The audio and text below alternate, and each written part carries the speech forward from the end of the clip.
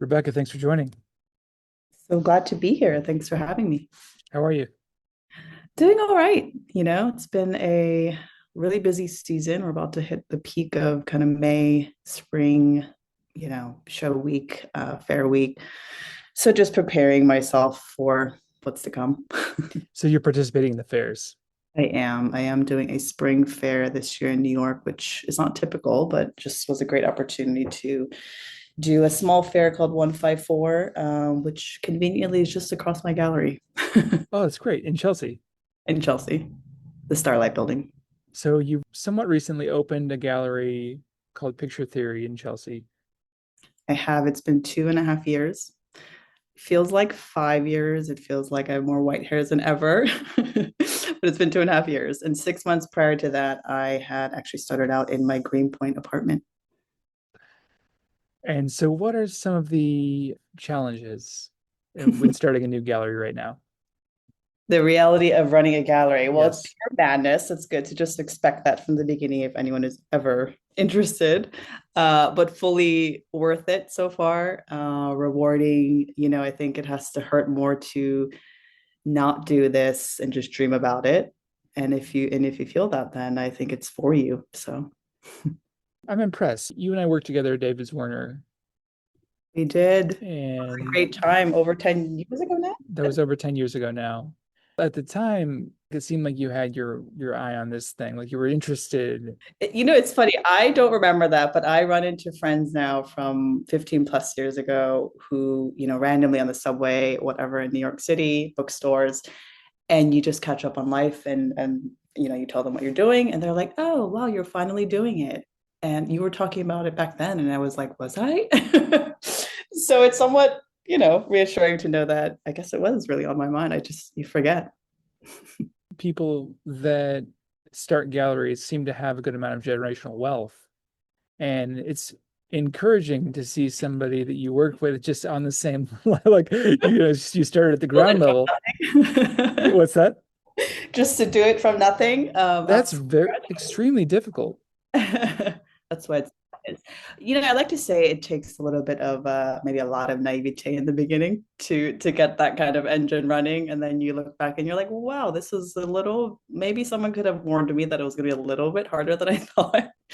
But then at that point, you've already started it. You're halfway in already, 2 feet in, and you just realize that it's better to just keep going. It's inspiring because it shows that if you have, even now in today's, somewhat difficult economic climate for art, that it's still possible. You've been doing this thing for 2.5 years, which I think is a pretty major achievement. You have a space in Chelsea, you're putting on great shows, there's a lot of activity.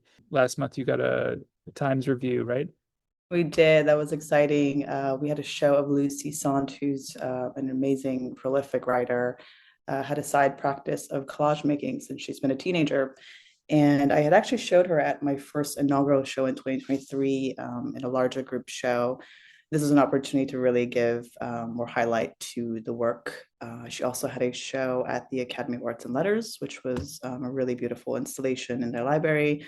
So it was just the perfect time to put on something. And, that journalist I had been in touch with since that 2023 show. And so I immediately let him know. And then he came and did this really beautiful spread. So that was a fun moment this year. That's awesome. Well, congratulations. I came by a couple of weeks ago. There was a John Fahey and Dubuffet, Jean Dubuffet, yep. Jean Dubuffet show, which was awesome. And I really enjoyed it. I think for those who don't know, most people know Jean Dubuffet, the Right. artist. I think he was most active in the 50s and 60s. Mm-hmm. Correct me if I'm wrong. Is that right? Mm-hmm. He came from France, really the founder of Art Brut, Art Brut. which is, I guess, the American or English translation would be outsider art. Ah, yes. So it really went with the other artist, John Fahey, who you could consider an outsider artist. But Yeah, exactly. John Dubuffet was actually really a fascinating character. He was untrained, dropped out of school, but really an intellectual. I mean, well read. Really, to me, he's almost like this Marcel Duchamp kind of really flipped art on its head by essentially saying that any true and pure form of art is raw art and therefore is untrained. And so he actually would collect a lot of art by artists who were in psychiatric homes. There's a really big collection of his in Lausanne, Switzerland. And but by trade, he was a wine merchant. Did he have a career later on in art? Yeah, he started making art in his 40s. There's a great quote where he says, "Beware the new art because we won't know what it looks like." Yeah. I think about that a lot, especially in the current times, with the way that we use technology, the way that AI is increasingly becoming a part of the way in which we see the world. I think it's already shifting how we make art. That quote alone is like, wow, that's he was seeing things from a different perspective. So the other artist that was in the show that you had on last month, John Fahey, is generally known more as a musician, right? Yeah, exactly. A really well-known musician, really amongst certain spheres. I did a show of his in 2023. That was the third show in my apartment, and it really blew me away with the response. We had the Times come through also that time, and I started getting phone calls across the country thanking me for putting the show together because people have really worshipped him as a music idol and never knew that he had this also parallel practice of art making. And so I co-organized that with Johnny, who we used to work with. That's been one of the joys of doing this, getting to, no one leaves New York. Well, in the art world, at least, I think. And so it's just been so fun to reconnect with old colleagues. Gosh, people I've known since internships here. I'm putting on a summer show this June with a Stephen Mayer who I knew when I had my first internship at the Sculpture Center. And we recently got reconnected. And I was like, gosh, like none of us have left. So, anyways, I organized that show with John, who is the manager of the Fahey Archive. And so the first show was really successful. We decided to, present it with Jean Dubuffet kind of in a fresh way. You have to be careful what you put out there in the world because you might have a good idea and you just can't let go of it. And then you just realize you'll do all it takes to just make it happen, which was the case for the show. It was a tough one to pull off with the Dubuffet loans, but I was really happy by the end. We got it together, even though we got the loans the day before the opening. People don't see that. I'm interested in hearing about things that happen behind the scenes. What's the reality of they think, oh, it'd be great, have a gallery, you can hang out and Yeah. sell art and you can schmooze but I get a sense that it's much more difficult. Yeah, there's this great meme that circulate. People think there's this meme where I think people just imagine this really glamorous life, suited up, whatever Chelsea space, sitting there just greeting people. But in reality, you're like on the ladder, fixing the light, you're throwing out the trash, getting ice. There's a real behind the scenes to it that I don't discount those small things. I think they're all part of the job, and even the people who come to help me out as like interns or assistants, I appreciate someone who can bartend just as much as do a walkthrough of the show. So you have to do all these things that aren't necessarily in the job description, you might say. Yeah, I like to frame it as it's an attitude thing. That's good. And I think that's why you're here because you've great energy and your attitude is so positive. I hope so. Yeah, I have had many kind people say very nice things about just the atmosphere here, and it makes me happy to hear that. I don't think I tried to fabricate anything. I'm just doing as I do, and if that is what people receive or feel from it, that brings me a lot of joy. So You also showed a mutual friend, Lauren yes, Clay, who was on the podcast yeah, she was. That's right. before, During and I think our show at the gallery. Nick as well. Yeah, during the Yeah. show. Yep. Did Nick Monick as well. a duo of the two. Nick had the room in the back office, which has now more or less become sometimes a more successful show. This little room. Don't despise the small spaces that you have, but it was really special to be able to pair the two together because I think there's something about being partners in life and art that are inseparable. And I think exploring that relationship, seeing the overlaps or not the overlaps, is always kind of a fun discovery. I'd like to ask what you might be looking for When you're thinking about putting on a show, do you have something in mind? Do you have how does it start with an idea, or do you have? Yeah, I think, being 2.5 years in, it's such a, infant stage. In some sense, I don't even think I'm at the adolescent years of running a business, building a gallery program. And in many ways, I started this not expecting this to do this right now.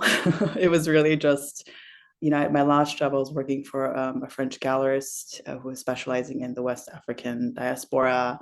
And once that job really ended, because she ended up not expanding to New York, that was the plan. And I was just kind of in between, wondering what to do. Did I really want to go work for another New York gallery? And I had this great apartment, and I basically was like, why don't I just organize some shows, invite some friends? And that's how it started, very unexpectedly. I certainly did not expect it to work.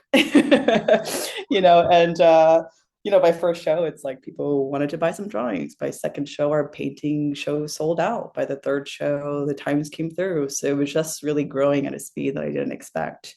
And it was also a problem because my landlord was not very happy with why suddenly half of Brooklyn was on our front stoop at the townhouse. And I always told myself, like, I'll do this until it becomes a problem. And that was pretty much the end of that era. So this But is Greenpoint. this was in Greenpoint. It did push me to grow quickly, quite fast. I was not prepared or thinking that I would jump from that to Chelsea Gallery. To be honest, I called my broker, for sure thought Lower East Side, something, kind of raw, even a little jumpy. But then there was just this really great turnkey space on 28th Street. And I just was like, okay, if it's anything in this building, it's definitely that one. I put in an offer and I got it. And I was like, okay, I guess I'm doing this. That's how it started. So all that said, how I build a program, to be honest, the first couple of years has been very, still trial and error for me. I think you'll hear most scholars talk about, moving forward with instinct. And that, of course, naturally is coming from your past experience.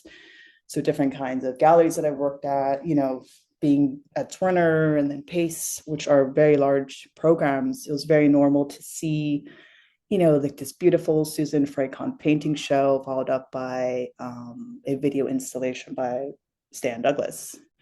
And so this variety and diversity is very normal to me. And as someone who actually, I studied media, and media really was my kind of entryway into contemporary art. So I have such a love and affinity for the moving image, photography. So in many ways, actually, I think whether I realize it or not, the name of the gallery also was derived thinking about that. The funny thing is I end up, of course, showing many things beyond that. So, I'm still learning. I'm still kind of pulling it together, figuring out what are niches and areas that I do well in. And I ultimately am helpful for the artists who are, needing that help. So you studied art. I did, yeah. Where'd you go to school? I went to School of Visual Arts, and I did about a year in the middle in Amsterdam at a school called the Rietveld. So this is undergrad, right? Is undergrad.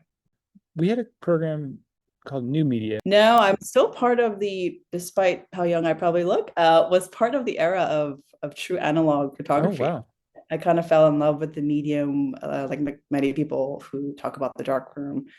That was kind of my first entryway into well, I guess I prior to that had painted and such, but really fell in love with the process of photography, and that is what I ended up coming to school to study in New York.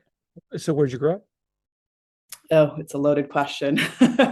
I was born in New York, really an East Coast family. My earlier upbringing was Central Jersey. Later in high school, my family moved down to Austin, Texas, which was quite a stretch. Did a couple years of high school there. I immediately came back to New York because I was always just questioning why we left. So by the time I, was, I don't know, 17, I guess, could make your own life decisions. It was New York or nowhere. So I was back in New York since, had done a few stints abroad here and there. And then ironically, now my family is all on the West Coast. They're in between California and the Seattle area. You could visit in the winter, right? I do. It's lovely. I love going to visit, but I have no desire to be on the West Coast. my whole family's waiting for me. And I just said, probably never. Well, you can visit. Yeah, visiting great. After undergrad SBA, you stayed in New York, did some traveling abroad here and there. At what point did you start working for galleries? Yeah, so after my I think my second time abroad, I was in Berlin. I lived in Seoul for a little bit. I came back to New York in 2011, 2012 maybe. And I've been here consecutively since then, which is That's about the time that we started working together as Werner, right? yeah, I started at Zorna at 2013. I think you came in a little bit after I did. Same as 2013. Yeah. Yeah. So, and you were in the photography department there. You know, at the time, and I'm so fond of personally, I'm fond of my memories of Werner. To me, it was such a gosh, could you call it the Ivy League of art world education? Maybe that's I might be the only one saying that. I don't know, but I left in high regard and respect for the gallery, and I'm also thankful for the time that I came in because it wasn't like small family style, but it certainly wasn't as large as it became. I would say sweet spot. Yeah, and you probably stayed longer, so you might have seen that transition, but I left before that. So, I worked with Lauren, who was head of the gosh, essentially everything right hand of sales, which was everything from marketing to publications to press, photography. So it was just a really great learning curve to learn about kind of all the inner workings I'm of what sure it you're takes. still using that stuff now. Oh, absolutely. Had it not been for, because I worked in the galleries and advisories for over 10 years prior to this. So had it not been for that, I couldn't do this. So Zwirner was really, in other galleries too, was really where you cut your teeth in terms of learning how galleries operate, Yeah. but I also aesthetically too. Yeah. I mean, once I kind of folded the idea of having my own personal practice, I actually my first job was working for a photography magazine. And I loved this process of editorial, just working with writers and designers and producing this. I have such a, affinity for the printed paper still. And so that really, struck a chord with me. So then coming into Werner was great because eventually they had launched David Werner Books, a really wonderful way to see, the art book publishing process, which unfortunately can only be done by realistically 3-4 galleries because it's a expensive endeavor, hard to sustain. After Zwirner, you were working for other galleries in a Mhm. similar capacity. Yeah, it started to evolve more, and that's when I started to really understand what it means to work with an artist in this commercial context. I probably up until that point had really only thought that I would, stay in the kind of nonprofit, more institutional side of things. And then I realized, really for especially a young artist, the single-handedly kind of most instrumental need at that stage is probably a dealer. I think even Roberta Smith said this at one point with one of her talks after she retired that, gallerists are the heroes of our time. Maybe I don't know if she said that, but I agree to some degree. It's you take so much risk sometimes or oftentimes it's the first step out of an artist studio. Surely you're not getting museums to give you a show right from a studio, especially at a young age. So yeah, I think it was a really clear understanding of the role of a gallery.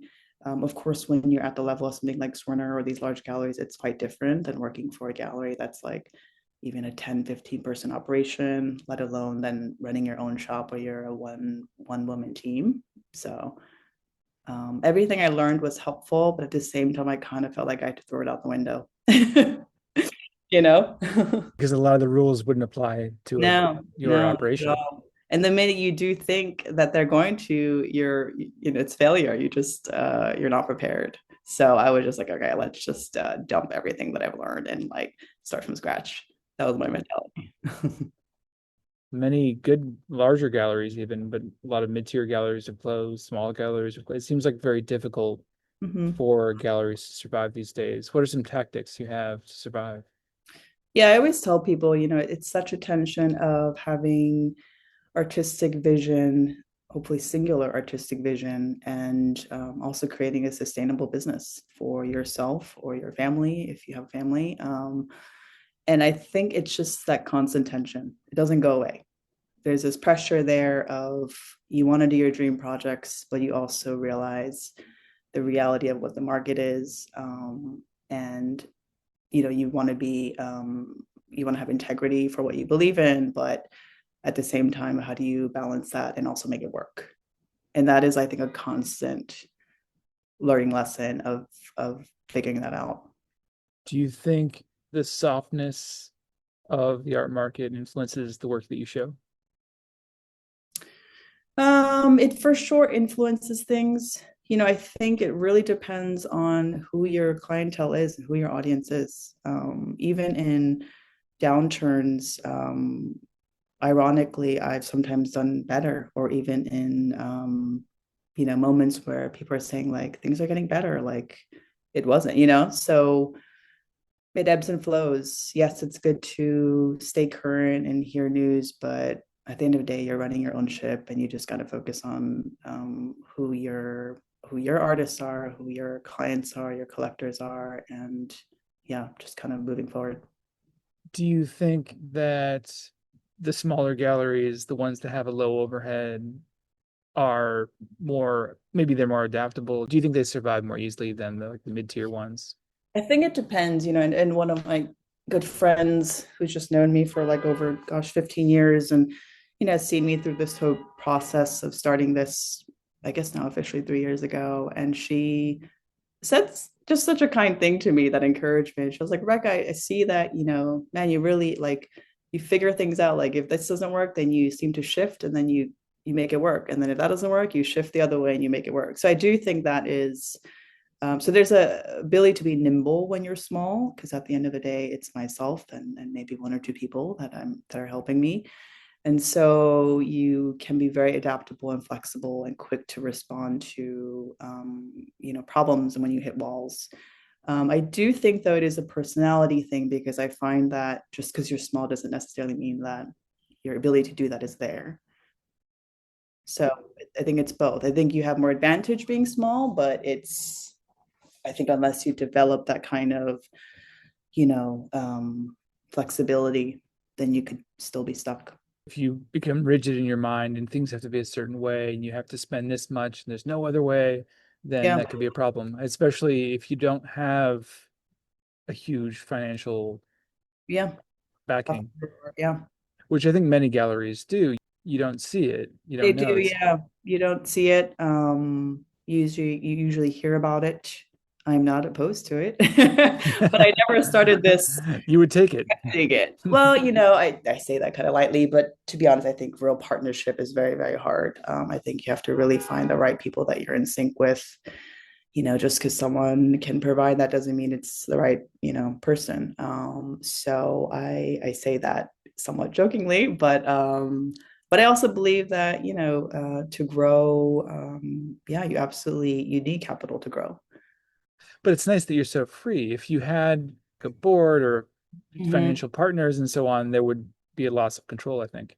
Mm-hmm. Definitely. There's sacrifices, such differences in opinion. So, what the future for me, I'm still probably thinking and dreaming and outlining and sketching that for myself. But I also often in the moment try to remember that like this might be the time where you have the most freedom and the most independence and the most, ability to do whatever you want. And I wonder if that loss of control would impede upon your vision, because it does seem like you have a specific vision for the gallery. You have Brooklyn artists, you have up and coming artists, you have a certain kind of energy, you've got outsider artists. And I think there's a lot of stuff that you're Mhm. doing that isn't necessarily, it's sophisticated. I can see the way in which you've gained this understanding of the importance of aesthetic diversity. It's really cool to see your kind of, I don't want to call it a style, but maybe vision or idea for the gallery take shape. Yeah, and I think the more I work with the artists that I am committed to, it's so much about, it's such a personal thing about where are they at in their career, what do they need right now. Also, all their desires and appetites are at different stages. That's kind of the beauty of the diversity, is that sometimes you're working with artists who weren't even sure that they were going to continue doing art. Then you do a solo show, you have this unreal kind of response, and then they get into one of the best grad programs, and now their entire world has shifted and expanded, and I'm just so lucky to be on that journey with her, and her Who's the need. artist? Teray Nicole, shout out to Teray, who will be showing at our 154 booth, the fair in the spring. Oh, awesome. So there's artists like that. Then you get to work with artists like Michelle Zalavani, who one of the last artists who live in the Hotel Chelsea, had such a moment in the 80s, showing with Gagosian and PPLW, beautiful work, started to plateau, and somehow we get connected and we do a show. And now she's, in her early 70s, such a different need at that stage. So I think I'm really just trying to listen to my artists and yeah, figure out what they need. That's really cool. But also, you're presenting a product which wouldn't necessarily have been presented to the public or to any viewers Mm. otherwise, right? Yeah, in some sense, like Lucy falls under that category, right? Such a following for her writing, author of Low Life, in case you read that, which was really her great success.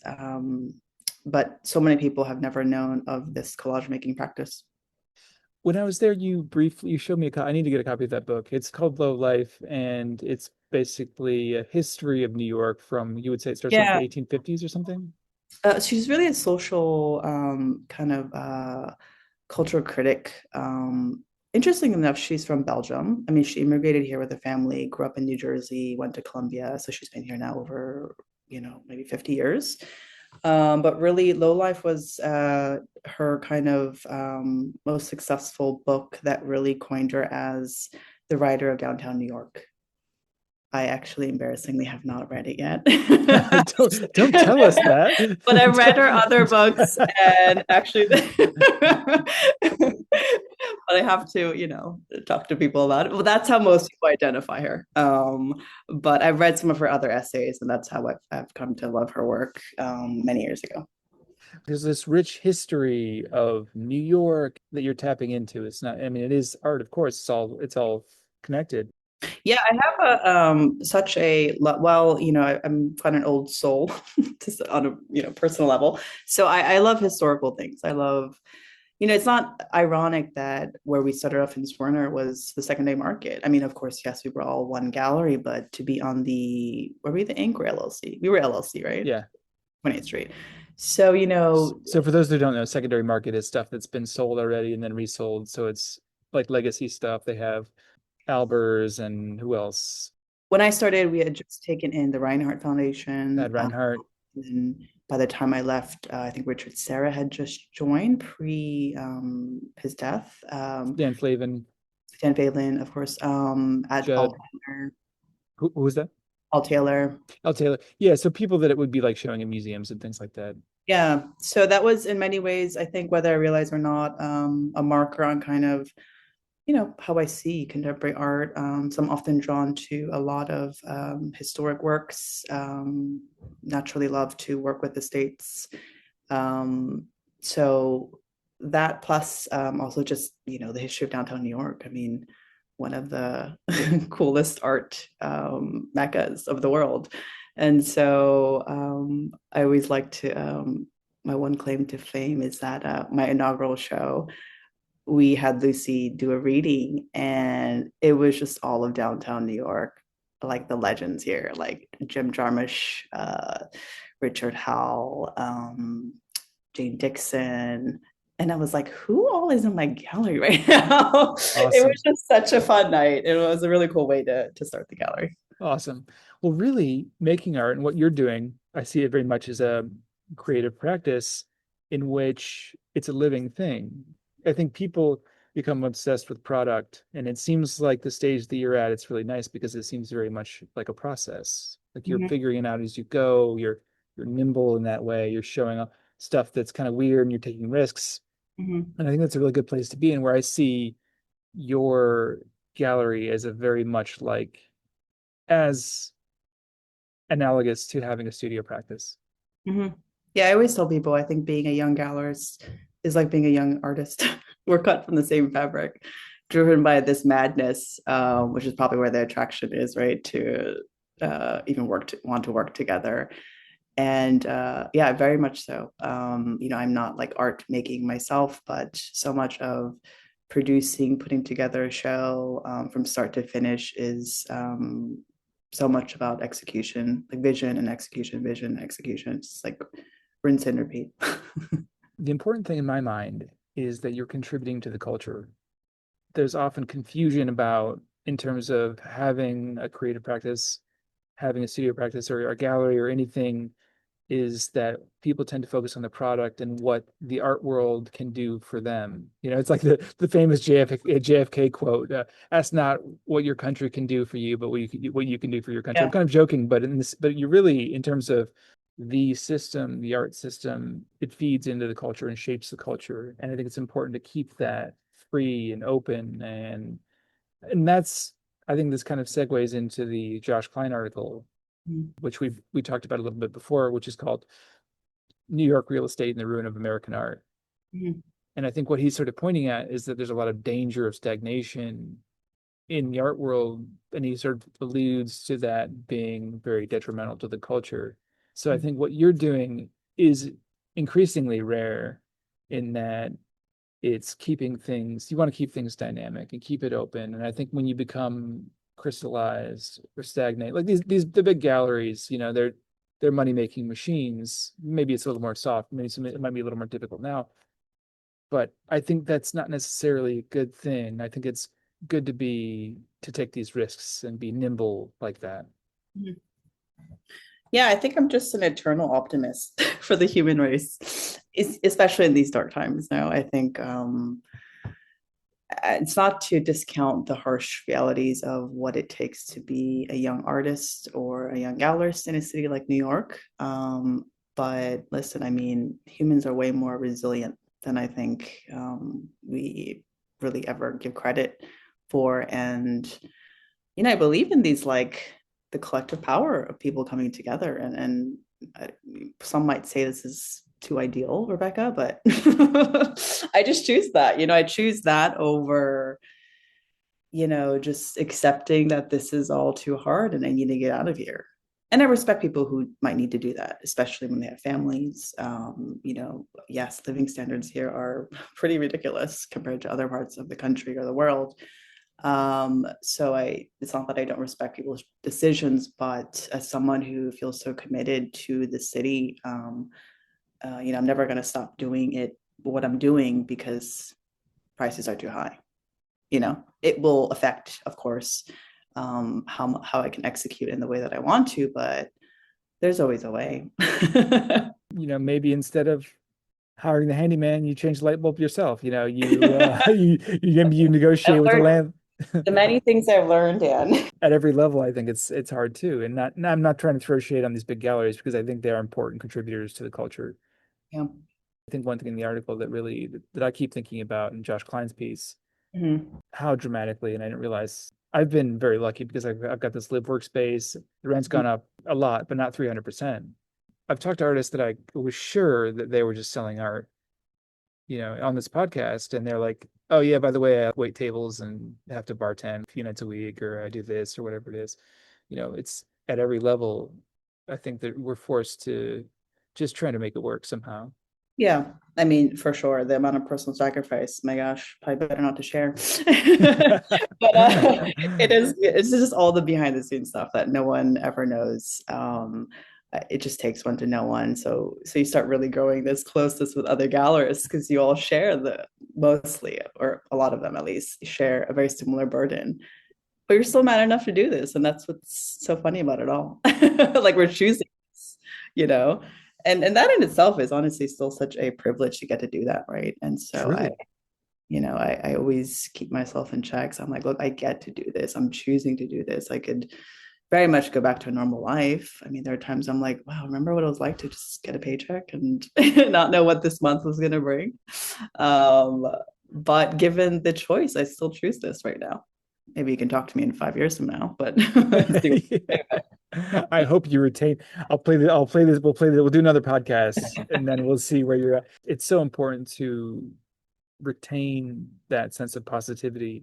As you said, it's such a privilege to be able to do this. And as an artist, to be an artist, any way you can do it, just to be an artist in the city or anywhere really is just an incredible. Historically, it wouldn't have even been an option. Yeah. to pursue your own creative work like this, Mhm. and to be in what you could easily argue is the greatest place in the known universe. Yeah.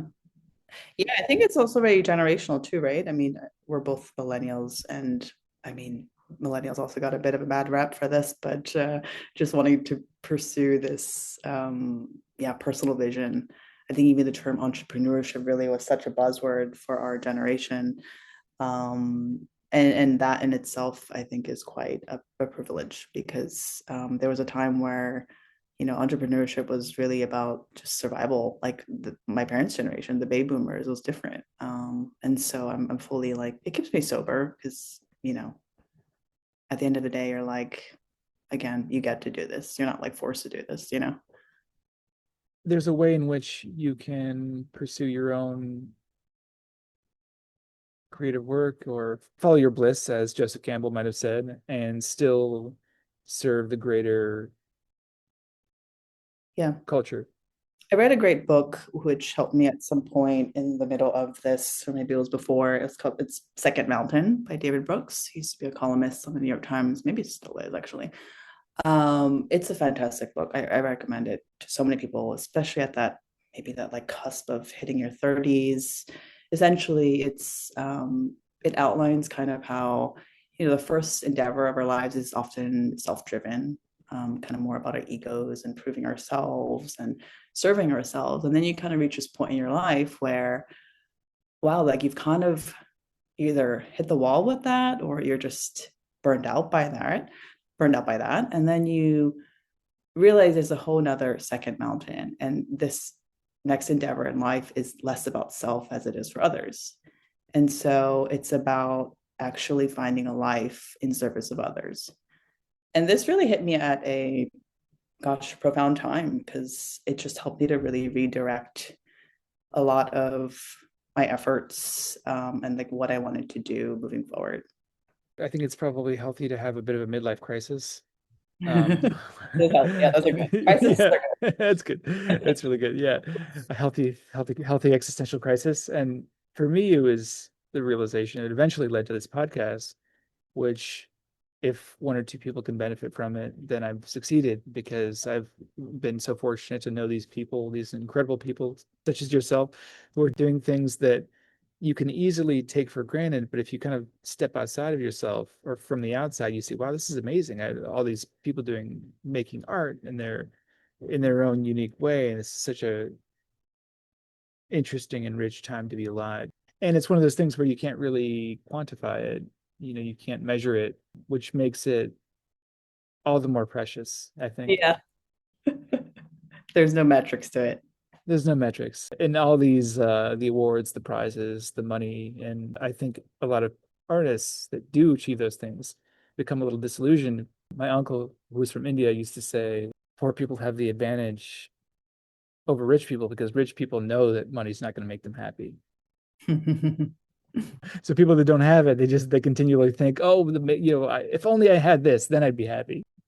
Yeah, it's funny. I don't know. I've never really been quite motivated by, I mean, like capital is great. You need it to bring ideas to life. I have no distaste for it, but I'm also not motivated by it. Actually, I see it as kind of a byproduct. Like I think my motivation comes from, like a, yeah, like a deeper inner purpose that I've been able to figure out, and then I just do, kind of put all of myself into it, and then I find that like the byproduct of it is like success, financial success, or things that essentially just allow me to do more projects and do more things, or dream bigger with my artists. And yeah.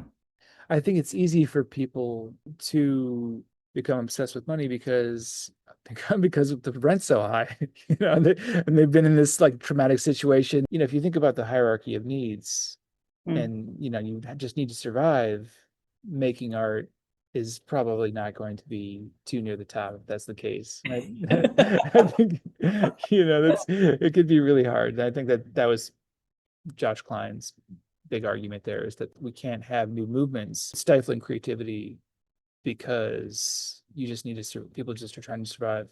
We're all individually facing these choices of what the right decision is, how to navigate that space. Yeah, I think nothing pains me more to realize that, especially with that kind of gap of finishing, when an artist finishes art school, they have no idea how to like step into the next kind of process of what it means to build a career for themselves. And so we essentially lose our artists in that period. Um, I mean, yes, some people come back to it, but often I think the graduation rate or the percentage of artists who actually continue being artists from a typical graduating class is like 5% or something, like if maybe 10%. Oh yeah, and I think from the beginning actually it gets, I think was it Huxley that said every child is an artist, and then every after a certain point it's like one in a million or something like that. But I think that it does gradually at every stage. I think about high school, the people that were like making art, and then in college, the people that were really making art, and then it dropped off. And then after grad school, the people then that dropped off. And then years after that, people have families and then drop off, which that's okay, but it is a very difficult endeavor. You mentioned that you enjoy going to museums on Sundays often. What museums do you like going to, and what would you see first in those museums? Yeah, someone asked me that question recently because I try to keep some of my personal time somewhat private because not that I'm a super private person, but you just have to protect your time at some point because it's just when you run a gallery, you just get a lot of needs and demands and requests thrown at you. So Sunday is really like my sacred day where I try to not tell people what I'm doing. But all that said, you'll often find me. One of my favorite small little museums is the Drawing Center. I love going there. I love Soho. I mean, of course, some parts of it are really, unfortunately, uber commercial, but there's these nooks where you just get the history of New York. And the drawing center is always, yeah, a lovely space to go into. It's, not big, but I also just love works on paper. I love these kind of like quieter shows. They did a John Zorn show recently, which was great. Yeah, that's one of my favorite museums, a little bit unassuming. And then, of course, I mean, you have all the classics, Met, Guggenheim, Whitney. Yeah, kind of make my rounds. What kind of work do you like to look at historically? Hmm. Like what time period? Hmm. I still have such a affinity for conceptual art. In many ways, my very close kind of relationships in college were many like photo conceptualists. So the pictures generation, early video art artists. Barbara Kruger, Baldessari, or who Yeah, like who you might. Baldessari, Jack Goldstein, avant-garde filmmakers like Michael Snow, Derek Jarman. Um, this was kind of my jam when I was in art school. And many of my close relationships and mentors were all kind of artists who kind of came out of that era. So that was a really early imprint. And some of the really big markers of kind of my understanding of art. I remember, I'll never forget that Derek Jarman, I don't know if it was Paula Cooper. I was just thinking about this the other day, which gallery it was, but it was this blue exhibition. And you just walk in, and I just remember leaving like thinking, what did that do to me? What was that, Just such a profound impact, but really hard to articulate. And um, yeah, kind of really important artist. Also, there's this great book that I think he wrote just before his death about color. Who's And the towards artist? Derek Jarman. Derek Jarman. It's amazing how impressionable we are and how that we carry that our whole lives, especially as young artists. In undergrad, I don't think we fully realize how much our teachers influence us.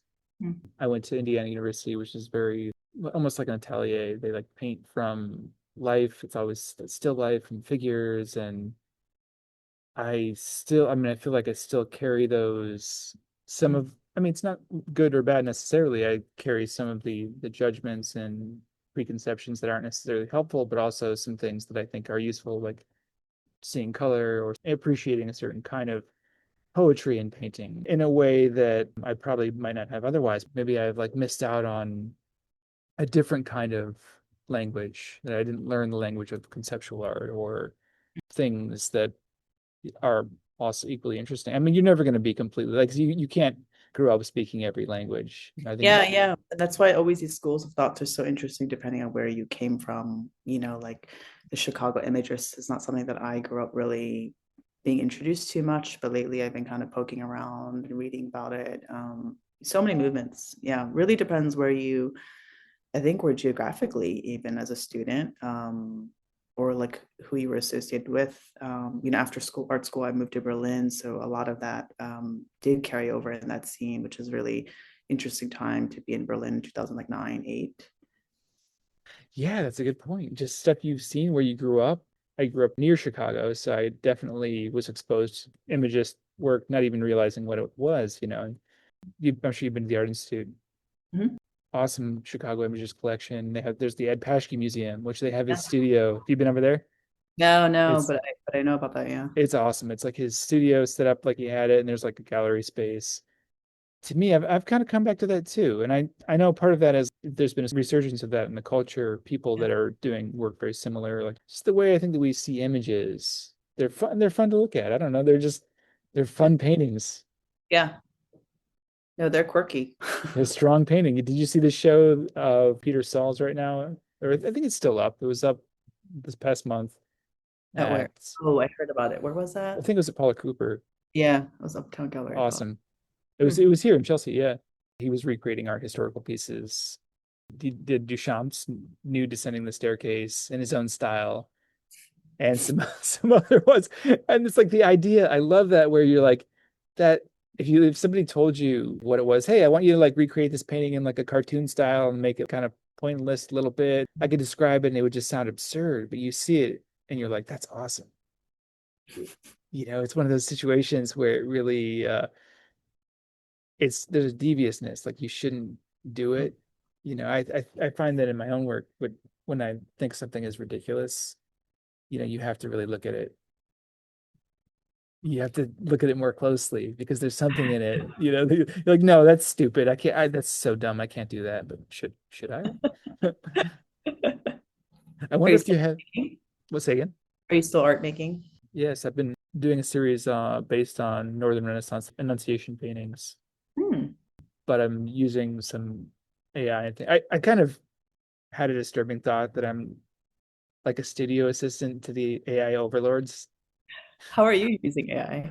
I just use it to help with compositions. I might input one of my old paintings and then a Northern Renaissance Annunciation painting, and then it Um, conjures something that's kind of what it was. Then I'll guide it and say, I want to make it this kind of color tone. And then eventually, after like 50, 60, 70, whatever, even 100 iterations, hmm. then it's something that I can work with. But then once I start painting, it becomes a different thing entirely. Do you see any ways that technology is changing your work? As for running a gallery, I see how it's affecting the artists I work with. For myself, operationally, it's probably very practical things are not even that interesting to talk about. But for the artists, yeah, I see it, and I'm a little unresolved with my relationship with it. As far as it's scary. I mean, there's some artists who I think are really just flipping it on its head. Like there was this recent show by a young artist named Maya Man, kind of lovely show going on at Bit Forums, where this entire performance is built off of promptings that she feeds AI to create. And it's wild, it's disturbing, and yeah, it's the kind of stuff that makes you think. You're just like, what is the future of like what comes next, so it's really interesting to hear how you as a painter are using AI. I was curious because I understand how some media artists are using it more, because it's a little bit more natural maybe for them to utilize it first because they are so heavily using technology in their work. Yeah, it's in some sense it's unsettling, in some sense it's inevitable. I think time will tell. I spoke with Tony Orsler about his work and he was showing me some stuff involving AI, the way he's using AI, and that does make sense for someone like that to be using Mhm. it because he's making digital work. And the stuff he was doing was kind of blew my mind. I was just like, what? It's doing that? That's Yeah. crazy. That's a, I would say, a very literal way to use it. And I have been a little conscious of it, a little slightly disturbed myself because there is a way in which you kind of forget how to compose on your own in certain ways. You have to think of it as a tool because it doesn't know what to do. You're guiding it the whole time. It gets better and better, but there is a sense in which you're kind of relinquishing some of the process, some of the important part of the process to these programs. So I too am a little, I still utilize it, but I think that we're right to be a bit suspicious of it. Yeah, do you give yourself rules? Is there a point where you are not allowed to go beyond something? Does that make sense? I'm Mhm. curious as to the thought process for artists because I mean, let's be real, you can really go the full whole 9 yards with the whole thing could just be AI. But at what point does the artist hand end and AI starts, or the artist hand never actually even exist? You know? Right, that's a great question. It's a good point, and I think kind of remind my studio mate made a kind of joke that, oh, is AI going to paint it now for you too? Because I'll come up with these compositions using AI, and Yeah. then I'll paint it after that. But Yeah. they say that the last jobs to go will be jobs that involve fine motor control skills and Yeah. people skills. Hmm. So I feel like, being an artist does indeed require both, especially fine motor control skills. That's the thing. Once you start painting it, then it's squarely in my own territory, but I'll use it to come up with ideas or possibilities. I think I could get there eventually. I like to think of it like in the same way that if you're using it to help you write like a press release or something like that, you still have to write the thing and generate the content and the Sure. ideas. It might just save you Mhm. time. There is definitely a questioning of, well, is it cutting into some other possibilities? It's not going to help you write poetry, for example. Mhm. Yeah, it's interesting. My sister, who was a school teacher for the longest time and now recently took on a job at Microsoft in the AI team. And my mom was like, you guys are in totally opposite spectrums, but maybe both in like pretty okay places moving forward. Because clearly, with her being in AI, and then I'm almost on the complete other end, this almost antiquated world. Well, okay, yes, artists are using AI and technology too, of course, but I also very much work with, a medium that is so ancient in some sense that you might be safe right now with how the times are. Like a good example is even the show right now. We're showing low vid, kind of old school video artists who I love, and while of course some of their work is very much dealing with modern technology, with this like kinetic sculpture outside right now. We also have these textile paintings, but then in this room we have this old monitor, TV monitor, old VHS player, DVD player, and we have these DVDs of their old videos from like the early 2000s. It took me, I forgot how like VHS you had to actually like rewind it by the time, like, the stop rewind thing. And it's just been so fun to bring this old medium back and have to rely on the remote control to stop, press, rewind, and then you go through the DVD menu to like click the different kind of titles that you want to see. At first, it was a little frustrating because I was like, can I just like see it on Vimeo? And then I just started really embracing the slowness of this, the inconvenience of this. And I just remembered like how much part of me misses this medium. The other day, I actually just got like a radio off of eBay because I'm trying to use my phone less. I hate that I wake up to my phone, mostly because of my alarm clock. So I just decided to get like some analog things back into my home. I think it definitely is kind of hijacking our consciousness a little bit, the technology, and Mhm. we're all pretty addicted to it, myself included, but I can sense the way in which my attention is not as strong as it was. It's good to check in with that, and see and really question your relationship with technology. I've been really thinking about the difference between an image and an object, Mhm. Mhm. which I've had a few conversations with various painters about this very idea. Like, what is the difference? An object really is alive, and an image is static. An image is something you see on the computer. An object Mhm. is something you see. There's a reason why we still have galleries. and we always will Yeah. until we become a different species. That what you're doing Yeah. has been going on for ages, man. Like those Fahey paintings, they harken back to the cave painting. There's a reason why we still go to museums and see this stuff in person, and why we want the actual object. I remember when the NFT thing was going on. I got into it a bit, Oh, but you did? yeah, Sorry. yeah. I feel kind of like a dope now, but that's okay. But yeah, but it didn't really work because some of them had life to them, but they weren't objects. They weren't alive Yeah, like an no, object. I know I want to be respectful of your time, but I have one final question, if you don't mind. sure. How many proposals and unsolicited artist packets of images and websites? What's that look like? What do you get? I used to encourage artists to just go talk to the people you want to work with, hit them up, just walk up to them for studio visits. And then I realized, okay, like I've been giving that encouragement, and now it's really coming back to me in a way that I cannot handle. And I don't regret it. I still encourage artists to go for it, go talk to the people, be courageous, ask for studio visits. Definitely do that. But But with somebody else. you know, and like I think for the most part, people respect. I just can't get back to most things, and that's just the reality. And like emails, forget it. Text messages are even getting hard, and now like people just show up in person, which I used to tell people just show up, and now they actually do, and now I can't actually handle it because I'm literally getting interrupted like every 5 minutes. Um, What do they it's have, like a portfolio of stuff, of pictures, or what? yeah, it's a little bit of everything. It's like, hey, I'm in this fair next week. Will you come and will you bring some people? Or like, hey, I have this proposal. And yeah, it's been a little tough knowing how to manage that. I just tell just people, please don't be offended. I will do the best I can. But the reality is I just can't get back to everything. And and then you have things like the Times, which is incredible, but that be careful what you wish for. When you get something like that, just be prepared. Like you were, I think I've literally had like 100 conversations, over 100 conversations on like, a Friday or Saturday alone after that Times review for Lucy. And it's a wonderful thing, but you do realize the limit of your energy. I imagine that you have to learn the art of saying no.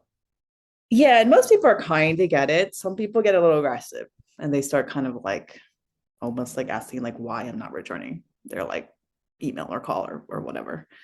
So still figuring that out. Like I see it the old school way. Like, look, if somebody wants to show your work, they're gonna get a hold of you.